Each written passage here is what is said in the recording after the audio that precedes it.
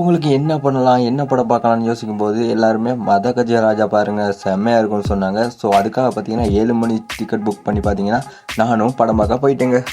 அங்கே போயிட்டு பார்த்தீங்கன்னா அவ்வளோ ஆக்களுங்க.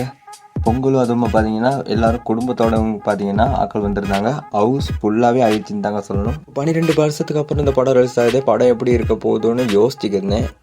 ஆனால் படம் ஸ்டார்ட் ஆனதுலேருந்து இன்ட்ரோல் வரைக்கும் காமெடி வந்துச்சு பாருங்க.